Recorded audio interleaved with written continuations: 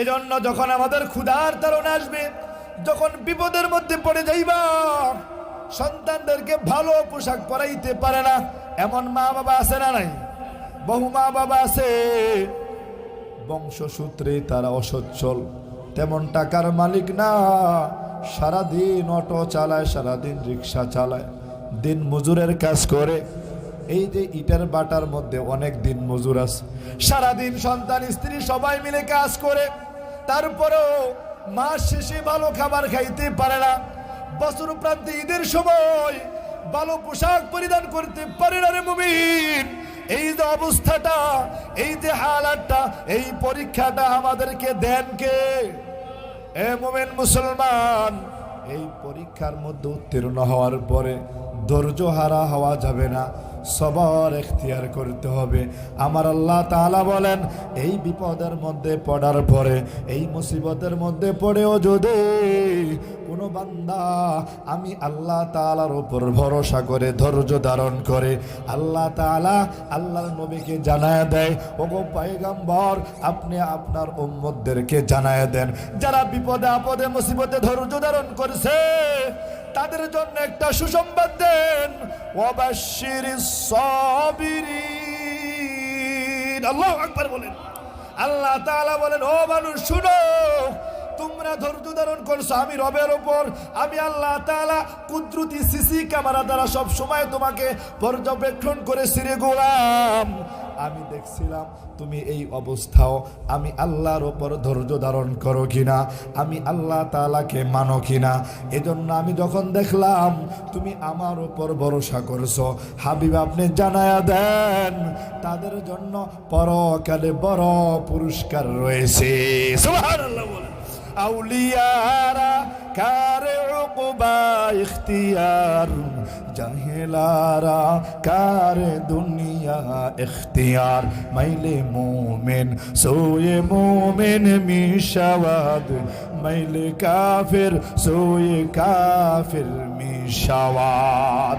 অতএব দুনিয়ার জমিনে যতদিন থাকবো, যত বিপদ আপদ মুসিবত আসুক, ধৈর্য ধারণ করব, সবর এখতিয়ার করব, ভরসা করব কার উপর? কথা বলেন না কেন? কার উপর? আল্লাহর উপর। কথাগুলো কিন্তু কোরআন থেকে বলতেছি, একবারে খালিস দিলে শুনবেন, তাহলে কাজে লাগবে, তাহলে আগামীকাল থেকে আমল শুরু করবেন, পারবেন তো ইনশাআল্লাহ। আর আমি বইলা গেলাম আগামীকাল থেকে আপনি ফজর নামাজে পড়লেন না, লাভ কি? যেই লাও সেই কুদ। অতএব এই মাহফিল ওমর ফারুক সাহেব আপনাদের সহযোগিতা আয়োজন করছে একমাত্র কেবলমাত্র একটা উদ্দেশ্য, এই শাসনবাগের মানুষ যেন আল্লাহওয়ালা হয়ে যায়, তারা যেন দিনমুখী হয়ে যায়, তারা যেন রবের পরিচয় পেয়ে আগামীকাল থেকে নামাজ ধরে রবের সন্তুষ্টি অর্জন করে। কথা বলেন ঠিক কিনা? বলতেছিলাম আল্লাহ তাআলা আমাদেরকে পরীক্ষা নেবেন, আমাদেরকে বিভিন্ন হালাতের মধ্যে ফেলে পরীক্ষা নেবে, কিন্তু সবর এখতিয়ার করতে হবে, ধৈর্য ধারণ করতে হবে। সবরের ব্যাপারে আল্লাহর নবী সাল্লাল্লাহু আলাইহি ওয়াসাল্লাম বলেন, দুনিয়ার জমিনে যত সবর মানুষ এখতিয়ার করে, যত ধৈর্য ধারণ এখতিয়ার করে, তিন প্রকারের ধৈর্য রয়েছে। যত মুহাদ্দিসিনে কেরাম, সমস্ত মুহাদ্দিসিনে কেরাম বলেন মানুষ ধৈর্য ধারণ করবে তিন ভাবে, তিন প্রকারে। এক নাম্বার ধৈর্য ধারণ আস-সাবরু আলা তাআত। আল্লাহর নবী বলেন তুমি রবের ইবাদতের উপর ধৈর্য ধারণ করবা। দুই নাম্বার নবী আমার বলেন আস-সাবরু আনিল মাসিয়া, গুনাহ থেকে নিজেকে বাঁচাইয়া রবের উপর ধৈর্য ধারণ করবা, রবের উপর ভরসা করবা। তিন নাম্বার নবী আমার বলেন আস-সাবরু আলাল মাসায়েব ওয়াস শাদায়েদ। এ মুমিন মুসলমান, ও শাসনবাগের মুসলমান ভাইয়েরা শোনো, তোমার মুসিবত আসবে, বিপদ আসবে, সবর হবে রবের ওপর। তোমার বিভিন্ন ধরনের গুনাহ করতে মনে চাইবে, এই গুনাহ থেকে বেঁচে বেঁচে ধৈর্য ধারণ করব কার ওপর? আমরা জানি সাইয়্যিদেনা ইউসুফ আলাইহিস সালাতু ওয়াস সালাম যখন জুলাইখা তিনাকে প্ররোচনা দিলেন, ইউসুফ নবীর ঘটনা জানি না আমরা। ইউসুফ আলাইহিস সালাতু ওয়াস সালাম সাধারণ কোনো নবী নয়। ইউসুফ নবীকে জুলাইখা বিভিন্ন ধরনের প্ররোচনা দিয়া তিনার বালাখানার মধ্যে নিয়ে গেছে তিনার সাথে কুকর্ম করার জন্য, গুনাহ করার জন্য, নাফরমানি করার জন্য। ইউসুফ নবী বড় পেরেশান হয়ে গেছে। ও আল্লাহ, এ কেমন পরীক্ষার মধ্যে ফলাইছো গো মালিক, আমি তো এমন জায়গায় এসে গেছি চাইলে এখান থেকে বের হতে পারবো না। ইমানদার মুসলমান জুলাইখা যখন তার বালাখানার সবগুলো দরজা লাগাই দিছে, দুনিয়ার কোনো মানুষ নাই, ইউসুফ নবীর এলাকা থেকে অনেক দূরে, লজ্জারও কোনো ভয় নাই। এই মুহূর্তে যদি আমি আপনি উপনীত হইতাম, আমাদের কি জোর করা লাগতো? কইলো ঠিক আছে, অসুবিধা নাই, আমরা রাজি আছি। কথা বলে ঠিক কিনা? ইউসুফ নবী আল্লাহ তাআলার উপর ভরসা করছে। আমার আল্লাহ তাআলা তো সব দেখে সব জানে, ঠিক কিনা? আমার আল্লাহ তাআলা গভীর অন্ধকার আমাবস্যা রাতে পাহাড়ের উঁচু টিলার মধ্যে যদি একটা চিউটি পিঁপড়াও নড়াচড়া করে, এই অন্ধকার রাতে পিঁপড়ার আওয়াজ সুন্দরভাবে রব শুনে। সুবহানাল্লাহ।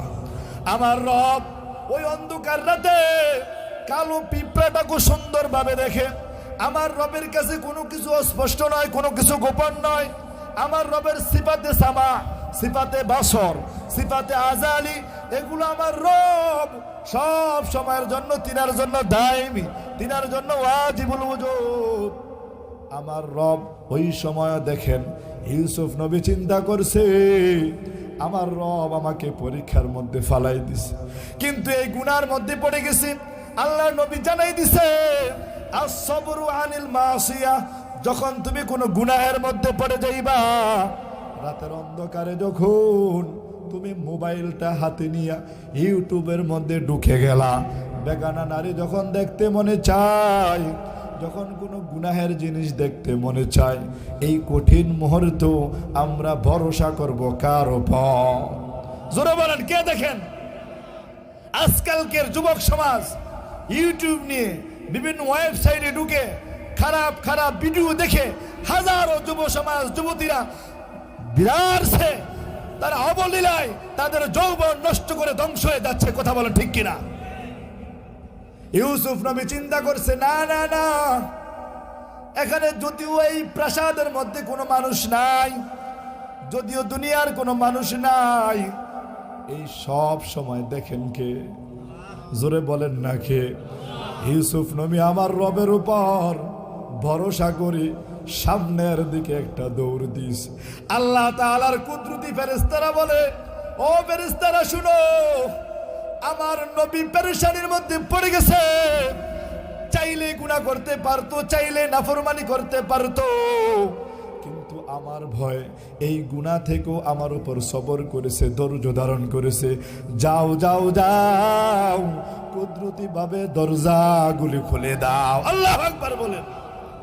এজন্য ইউসুফ নবী দেখাই দিয়ে গেছে, দুনিয়ার যত মানুষ আছো, তোমরা যখন গুনাহ করতে মনে চাইবে, নাফরমানির পরীক্ষায় পড়ে যাইবা, এই কঠিন মুহূর্ত যদি চেষ্টা করো, এই মুহূর্ত যদি চাও, আমার রব তোমাকে ওই কঠিন পরীক্ষা থেকে বাঁচাই দিবে। সুবহানাল্লাহ। তাহলে আল্লাহ নবী বলেন সবর তিন প্রকার। আস-সাবরু আনিল মাসিয়া, গুনাহ থেকে বেঁচে থাকার সময় সবর করা আল্লাহর উপর। আস-সাবরু আলা তাআত, রবের ইবাদতের উপর ধৈর্য ধারণ করা। রবের ইবাদত করতে গেলে আমরা অনেকেই চিন্তা করি লুঙ্গি বালা না। আমি যদি বলে দিই আজকে নামাজটা পড়ো, একসাথে পড়ি, হুজুর আমি পড়বো আগামীকাল থেকে, আমার কিন্তু লুঙ্গিটা নাপাক, আমি এখন একটু ঝামেলা আছি, ইনশাল্লাহ আগামী সপ্তাহ থেকে আমার নামাজ শুরু। কথা বলেন ঠিক কিনা? এমন আছে না নাই? মনে হয় শাসন বাগে নাই। জোরে বলেন না, আছে না নাই? বলে আছে মানে কি? আমি তো আজকে মাগরিবে তো পড়ি নাই, আছে না? মাগরিব পড়ে নাই। আহা, আল্লাহ তাআলা বলেন এই যত পরীক্ষা আছে, এই পরীক্ষাগুলো দেওয়ার একমাত্র কারণ তোমাদের ঈমান পরীক্ষা করা। নবী আমার বলেন, লা ঈমানা লিমান লা সবরা লাহু, যার ধৈর্য নাই, যার সবর নাই, আল্লাহর নবীর এক হাদিসের মধ্যে পাওয়া যায় তার ঈমান নাই। অতএব আমরা যখন পরীক্ষার মধ্যে পড়ে যাব, যখন কোনো বিপদের মধ্যে উপনীত হয়ে যাব, তখন আমরা ভরসা করব কার উপর? এ মুমিন মুসলমান, বারবার রবের কথা তোমার মুখে কেন জিকির করাই জানো? কারণ তুমি তো মাহফিল ছাড়া অন্য সময় রবের নাম জিকির করো না। এখানে যতবার রবের কথা বলবো ততবারে রবের নাম মুখে উচ্চারণ করবা। নারে তাকবীর, জোরে বলেন নারে তাকবীর। আল্লাহর নবী বলেন আরেক প্রকার ধৈর্য হলো, সবর হলো as-sabru ala তাআত। এই তুমি যখন কোন ইবাদত করবা, শীতের রাত্র হোক, এই যে কনকনে শীত, অনেকে তো ফজর পড়তে মন চায় না, যদি এশার নামাজ পড়ে নিয়ত করে ফজর জামাতে পড়ব, কিন্তু যখন মুয়াজ্জিন as-সালাতু খায়রুম মিনান নাওম বলে তখন অনেকের আর ভালো লাগে না, কম্বলটা টান দিয়া একবারে মাথাটা বন্ধ করে ঘুমায়। কথা বলে ঠিক কিনা? কারণ তুমি তো রবের উপর ধৈর্য ধারণ করো নাই। অথচ এই শীতের অজু যত তুমি করবা, আল্লাহর নবী জানাই দিছি শীতের দিনের ফজরের অজু, শীতের দিনের অজু আর গরমের দিনের রোজা, এটা আল্লাহ তাআলার কাছে বড় দামি। সুবহানাল্লাহ বলো। 3 নাম্বার সবরের ব্যাপারে নবী আমার জানায়া দেয় as-sabru আলাল মাসাইব ওয়াশ শাদায়েদ। হে মুমিন মুসলমান, যখন কোনো মুসিবতে পড়বা, অসুস্থ হয়ে গেছো, অসুস্থতা দেওয়ার মালিককে, আবার সুস্থতা দেওয়ার মালিককে, যদিও ডাক্তারের উসিলায়, কোনো কবিরাজের উসিলায়, কিন্তু পরিপূর্ণ সুস্থতা দেওয়ার মালিককে। আমার আল্লাহ তাআলা যদি কাউকে সুস্থতা না দেয়, দুনিয়ার যত ডিগ্রিধারী বড় বড় ডাক্তার আছে, সকল ডাক্তার মিলেও তাকে সুস্থতা দান করতে পারবে না। আর আমার রব যদি কাউকে সুস্থতা দিতে চায়, দুনিয়ার কোনো মানুষ মিলেও তাকে আটকায়া রাখতে পারবে না। কথা বলে ঠিক কিনা? এই জন্য আমাদেরকে নবী আমার শিক্ষা দিয়েছে। আল্লাহর নবী বলেন, হে মুমিন মুসলমান, ও শাসনবাগের মা, এই অধ্যায়টা ভালো করে বুঝো। আল্লাহর নবী বলেন as-sabru আলাল মাসাইব ওয়াশ শাদায়েদ। যখন কোনো মুসিবত আসবে, যখন কোনো বিপদ আসবে, ধৈর্য ধারণ করতে হবে। ইসলামের ইতিহাসের মধ্যে একজন অনন্য নারী, এমন মহিষী নারী এক উজ্জ্বল দৃষ্টান্ত রেখে গিয়েছেন। আজকে আমরা ইসলামী ইতিহাস পড়ি না, কোরআন হাদিস তো পড়ি না, নবীর হাদিসও পড়ি না, ইসলাম ইতিহাসও জানি না। আমরা ইদানিং কালে জানতে পারলাম বাংলাদেশের যিনি স্বাধীনতার ঘোষক নাকি কি মুজিবুর রহমান নাকি জানি, এটা নাকি ভ্রান্ত, এটা নাকি ঠিক না। কথা বলেন ঠিক কিনা? এজন্য আমরা ইসলামী ইতিহাস যদি ভালোভাবে না জানি, তাহলে এটাও আমার মধ্যে অনেক খটকা থাকবে। ইসলামী ইতিহাসের মধ্যে একজন মহিষী নারী, জিনার নাম মিলহান বিনতে রুমাইসা বিনতে মিলহান, যার ডাক নাম ছিল উম্মে সুলাইম। উম্মে সুলাইম আল্লাহর নবীর জামানার একজন মহিলা সাহাবিয়া। উম্মে সুলাইম রাদিয়াল্লাহু আনহা একজন মহিলা সাহাবিয়া, দেখাইছে বিপদে পড়লে, মুসিবতে পড়লে রবের উপর কিভাবে ধৈর্য ধারণ করা লাগে। আল্লাহর নবীর হাদিসের মধ্যে বারংবার পাওয়া গেছে, যারাই সবর এখতিয়ার করছে তাদের পুরস্কারের ঘোষণা করছেন কে? আল্লাহ তাআলা বলেন ওয়াবাশশিরিস সাবিরিন ইন্নাল্লাহা মাআস সাবিরিন। অনেক আয়াতের মধ্যে নবী আমার আল্লাহ তাআলা জানায় দেন ইন্নামা ইউওয়াফাস সাবিরুনা আজরাহুম বিগাইরি হিসাব। অতএব এই আয়াতগুলো প্রমাণ করে যারা সবর এখতিয়ার করবে, যারা আল্লাহ তাআলার উপর ভরসা করবে, তারাই হবে রবের প্রকৃত মুমিন বান্দা। সুবহানাল্লাহ। উম্মে সুলাইম রাদিয়াল্লাহু আনহা ইসলামের শুরু জামানায় যখন আল্লাহর নবী মক্কা থেকে মদিনায় হিজরত করে গেছে, মদিনার আনসার সাহাবিয়ারা আল্লাহর নবীর সাক্ষাতে আসলেন। আবু আইয়ুব আনসারী রাদিয়াল্লাহু আনহুর বাড়িতে যখন আমার নবী বিশ্রাম নিলেন, সেখানে যখন খিমা গাড়লেন, অনেক আনসারী সাহাবীরা আল্লাহর নবীর সাক্ষাতের জন্য পাগল পারা ছিল। সবাই আয়েশা নবীর সাথে মোলাকাত করে, সাক্ষাৎ করে। এর মধ্যে একজন মহিলা সাহাবী একদিন বিকাল বেলা আল্লাহর নবীর দরবারে চলে আসছে। আল্লাহর নবীর সামনে আসিয়া বলে, ওগো নবী দয়াময়, আপনি তো মক্কা থেকে মদিনায় হিজরত করে আসছেন, আপনার হাতে কত মুসলমান হয়েছে, কত পুরুষ মুসলমান হয়েছে, কত মহিলা মুসলমান হয়েছে, আপনি আমাকে দয়া করে মায়া করে মুসলমান বানায়া দেন। উম্মে সুলাইম রাদিয়াল্লাহু আনহা আল্লাহর নবীর হাতে মুসলমান হয়ে যাওয়ার পরে বাড়িতে গিয়ে দেখে স্বামী যখন এই খবর শুনছে, মালিক তিনি স্ত্রীকে বাদ দিয়া দিছে, কয় তুমি মুসলমান হয়ে গেছো, তোমার সাথে আমার আর কোনো লেনা দেনা নাই। স্বামী শাম দেশে স্ত্রীকে ছেড়ে চলে গেছে। এবার উম্মে সুলাইম রাদিয়াল্লাহু আনহা বড় পেরেশানির মধ্যে পড়ে গেল। একটা মাত্র সন্তান, একটা পুত্র সন্তান, এই সন্তানটা নিয়ে এই সন্তান আর মা তারা জীবন কাটাইতে লাগলো অনেক কষ্টে দুঃখে। একদিন বিকালবেলা নবীর দরবারে আসছে, ওগো নবী, আমার স্বামী আমি মুসলমান হওয়ার কারণে আমাকে ছেড়ে দিয়ে শাম দেশে চলে গেছে, এখন আমি কি করব? উম্মে সুলাইম রাদিয়াল্লাহু আনহা বাড়িতে থাকে, কোথাও যায় না, কোথাও যায় না। এরকম কয়েকদিন কেটে গেল, স্বামী চলে গেছে। যেই মহিলার স্বামী নাই সে জানে এই পৃথিবীতে বসবাস করা কত কঠিন। কথা বলে ঠিক কিনা? যার মেয়ের স্বামী মারা গেছে, যার মেয়ের তালাক হয়ে গেছে, সে জানে আমার মেয়ের স্বামী না থাকার কারণে কত কষ্ট। কথা বলেন ঠিক কিনা? উম্মে সুলাইম রাদিয়াল্লাহু আনহার স্বামী চলে গেছে। আল্লাহর নবীর কাছে জানাইলো, ওগো নবী দয়াময়, আমি আপনার কাছে আসলাম, আমি দেখি মদিনার কত মানুষ আপনাকে কত কিছু হাদিয়া দেয়, আপনার জন্য খেজুর বাগান দিয়ে দিছে, আপনার জন্য অনেকের ক্ষেত খামার উৎসর্গ করেছে। ওগো নবী, আমার তো দেওয়ার মতো কিছু নাই, আমার স্বামী নাই, তবে নবী আমি আপনার জন্য আজকে একটা হাদিয়া নিয়ে এসেছি।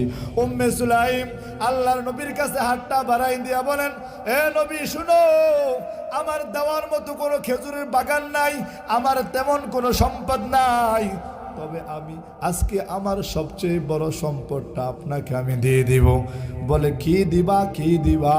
এই যে আমার এই ছোট্ট ছেলে আনাস, এই আনাসকে আমি আপনার জন্য দিয়ে দিলাম। জোরে জোরে বলেন সুবহানাল্লাহ। আনাস রাদিয়াল্লাহু আনহু নাম আপনারা শুনেন নাই? আনাস ইবনে মালিক অনেক বড় সাহাবী, বুখারী মুসলিম খুলে দেখেন, তিনার অনেক হাদিস রওয়ায়াত আছে, আল্লাহর নবী থেকে অনেক হাদিস তিনি বর্ণনা করেছেন। এই আনাস রাদিয়াল্লাহু আনহুকে মা উম্মে সুলাইম আইনা রাসূলের দরবার হাদিয়া দিয়া দিল। এই আনাস নবীর খেদমতে লেগে গেছে, 1 বছর নয়, 2 বছর নয়, ইতিহাস সাক্ষী, নবীর হাদিসের মধ্যে প্রমাণ পাওয়া যায়। এই আনাস রাদিয়াল্লাহু আনহু আল্লাহর নবীর 10 বছর খেদমত করেছে। এই 10 বছর খেদমত করতে গিয়া আল্লাহর নবীর থেকে তিনি কোনোদিনও এই কথা শুনতে পায় নাই, এ আনাস তুমি এই কাজটা কেন করলা, আর এই কাজটা কেন তুমি করলা না? আনাস রাদিয়াল্লাহু আনহু বুঝাইতে চাইছে আল্লাহর নবী কোনোদিনও তিনার অধীনস্থ যারা আছে তাদের সাথে কোনো সময় কটু বাক্যে কথা বলে নাই, তাদেরকে কোনো কষ্ট দেয় নাই। আজকে স্বামীর অত্যাচারে স্ত্রী ঘরে থাকতে পারে নাই, আছে না নাই? আজকে স্ত্রীর খারাপ আচরণের কারণে স্বামী বলে আমার ঘরটা জাহান্নাম হয়ে গেছে। স্ত্রী স্বামীর কথা শোনে না, আবার স্বামী পরনারীর প্রতি আসক্ত হয়ে যায়।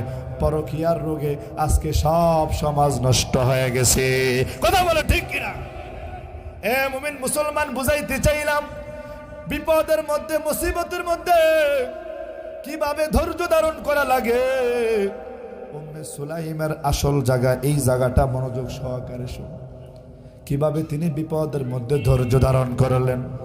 উম্মে সুলাইম একদিন, 2 দিন, কয়েকদিন যায়, স্বামী তো চলে গেছে, তিনি এখন বিধবা, কারণ মালিক শাম দেশে যাওয়ার পরে কয়েকদিনেই মারা গেছে। এদিকে তালহা রাদিয়াল্লাহু আনহু এখনো মুসলমান হয় নাই, তিনি বারবার উম্মে সুলাইমকে বিবাহের প্রস্তাব দেয়। উম্মে সুলাইম রাদিয়াল্লাহু আনহা আল্লাহর নবীর কাছে আসিয়া পয়গাম দেয়, ইয়া রাসূলুল্লাহ আবু তলহা আমাকে বিবাহ করতে চায়, তলহা আমাকে বিবাহ করতে চায়, অথচ সে মুসলমান হয় নাই। আল্লাহর নবী জানায়া দেয় সে তো অমুসলিম, বিবাহ করা যাবে না, যাবে না। তবে তোমার ইচ্ছা, দেখো সে মুসলমান হয় কিনা। উম্মে সুলাইম বাড়িতে গিয়া আবু তলহাকে প্রশ্ন করলেন, ও তলহা, আমি তোমাকে একটা শর্তে বিবাহ করতে পারি, তুমি যদি আমার এই বিবাহের উদ্দেশ্যে মুসলমান হয়ে যাও তাহলে আমি তোমার থেকে কোনো মহারানা নেব না, এই মহারানাটাই হবে তোমার মুসলমান হওয়া, ইসলাম ধর্ম গ্রহণ করা, অতএব তোমার আর অন্য কিছু লাগবে না। উম্মে সুলাইমের প্রস্তাবে আবু তলহা রাজি হয়ে গেছে। আল্লাহর নবীর দরবারে আসিয়া উম্মে সুলাইম তলহা রাদিয়াল্লাহু আনহুকে বিয়ে করে ফেলছেন। একদিন, দুই দিন, এক বছর, কয়েকদিন পরেই ওই উম্মে সুলাইমের গর্ভে তলহা রাদিয়াল্লাহু আনহুর সন্তান আসলো। কয়েকদিন যাওয়ার পরে উম্মে সুলাইম রাদিয়াল্লাহু আনহা সন্তান প্রসব করছে। এই সন্তানের নাম রাখছে উমাইর। বুখারীর riwayat। আল্লাহর নবী মাঝে মধ্যে আনাস রাদিয়াল্লাহু আনহুর সাথে তার বাড়িতে আসতেন। আনাস, চলো তোমার বাড়িতে যাই। আনাস রাদিয়াল্লাহু আনহু বাড়িতে নেওয়ার পরে দেখে যে হ্যাঁ ছোট ভাই, সৎ ভাই মাঝে মধ্যে একটা পাখি নিয়ে খেলে। তা আল্লাহর রসুল ঠাট্টা করে বলে, ইয়া উমাইরু মা ফাআলান নুগাইর, তোমার বুলবুলি পাখির কি হলো আজকে দেখতে পাচ্ছি না। এই বুলবুলি পাখি মারা গেছে। উমাইরের মনটা খারাপ। তো উমাইর আস্তে আস্তে বড় হইতেছে। একদিন, দুই দিন, কয়েকদিন পরে এই উমাইর অসুস্থ হয়ে গেছে। এদিক দিয়ে তলহা রাদিয়াল্লাহু আনহু মাত্র মুসলমান হয়েছে, এখনো দিন ইসলাম ভালো করে শিখে নাই, নামাজ ভালো করে শিখে নাই, রোজা ভালো করে শিখে নাই, ইসলামের বিধিবিধান এখনো পরিপূর্ণ তিনি শিখতে পারে নাই। এজন্য রসুলের দরবারে বারবার যাতায়াত করে। একদিন বিকালবেলা তলহা রাদিয়াল্লাহু আনহু আল্লাহর নবীর দরবারে চলে গেছে। যাওয়ার সময় বলে গেছে, এ উম্মে সুলাইম, দেখলাম উমাইর অসুস্থ, তুমি তার সেবা শুশ্রূষা ভালো করে করিও, তাকে তুমি ভালোভাবে খোঁজ খবর নিও। উম্মে সুলাইম বলছে, আপনার কোনো পেরেশানির কারণ নাই, সন্তানকে লালন পালন করার দায়িত্ব আমার, আপনি রসুলের দরবারে চলে যান। এবার স্বামী রসুলের দরবারে চলে গেছে। আবার সন্ধ্যাবেলা ফিরে এসেছে। পরের দিন সকালবেলা যখন রসুলের দরবারে যায়, উম্মে সুলাইমকে বলে, সন্তানটাকে ভালোভাবে সেবা করো, সেবা শুশ্রূষা করিও, সে অসুস্থ দিন দিন বাড়তেছে। এভাবে যখন স্বামী রসুলের দরবারে চলে গেছে, একটু পরেই ক্রমান্বয়ে উমাইরের অসুস্থতা বাড়তেছে। ইতিহাস সাক্ষী, জোহরের সময় উমাইর দুনিয়া থেকে বিদায় নিয়ে চলে গেছে। তলহা রাদিয়াল্লাহু আনহু রসুলের দরবারে, ঘরের মধ্যে কেউ নাই। আনাস রাদিয়াল্লাহু আনহুকে খবর দিলেন, ও আনাস, শোনো শোনো, তোমার ভাই উমাইর একটু আগেই দুনিয়ার জমিন থেকে বিদায় নিছে, এই খবর কাউকে জানায়ও না, তোমার বাবাকেও বলিও না, পাড়াপড়শিকে জানাই দিল, আমার স্বামী যখন সন্ধ্যাবেলা বাড়িতে ফিরে আসবে তখন তোমরা কেউ তাকে জানাও না, আমি নিজেই জানাবো। এবার আনাস রাদিয়াল্লাহু আনহু বাবার কাছে চলে গেছে, রসুলের দরবারে দৌড়াই গেছে, রসুলকে খবর দিল, ইয়া রাসূলুল্লাহ, আমার বাবাকে আম্মাজান উম্মে সুলাইম বলছে এখনই বাড়িতে যাইতে। একটু পরে বাবা এবং ছেলে বাড়িতে চলে আসলো। আসতে আসতে সন্ধ্যা হয়ে গেল। এদিক দিয়ে উম্মে সুলাইম সন্তানটাকে নিজ হাতে গোসল দিয়া কাফন পরাইয়া পাশের রুমের মধ্যে সুন্দরভাবে শোয়াই দিছে। এই মৃত্যুর খবর কারো কাছে জানাই নেই। স্বামী সন্ধ্যাবেলা বাড়িতে আসছে। ওই দিনও ওই যে তলহা রাদিয়াল্লাহু আনহু রোজা রেখেছে। স্ত্রী বলল, স্বামী আপনি সারাদিন রোজা রাখছেন, ইফতারি করেন, ইফতারি করেন। ইফতারি করিয়া মাগরিব নামাজ পড়লো, এভাবে এশার নামাজ পড়লো। রাতের খাবার খাওয়ার পরে স্বামী স্ত্রী একসাথে শুয়ে গেছে। এখনো পর্যন্ত সন্তানের খবর কিছুই জানাই নাই। কিন্তু একটু পরে স্বামী তলহা রাদিয়াল্লাহু আনহু স্ত্রীকে বলল, ও উম্মে সুলাইম, আমার ছেলে উমাইরের এখন কি অবস্থা? এবার উম্মে সুলাইম বলে, ওগো প্রাণের স্বামী, আমার সন্তান পাশের রুমে শুয়ে আছে, ভালো আছে, আগের থেকে অনেক নীরব আছে। সে বুঝাইতে চাইলো স্বামী তো আর এখন, সন্তান তো আর এখন আর দুনিয়ার জমিনে নেই, শুয়ে আছে, ঘুমায় আছে। আগের যেরকম হাই হুতাশ করছিল অসুস্থতার কারণে, এখন তার এমন না, সে নীরব হয়ে গেছে। স্বামীর কাছে আর কথাটা বলে নাই, কারণ স্বামী হঠাৎ করে শুনলে কি পায়, কষ্ট পায় নাকি, একটাই মাত্র সন্তান।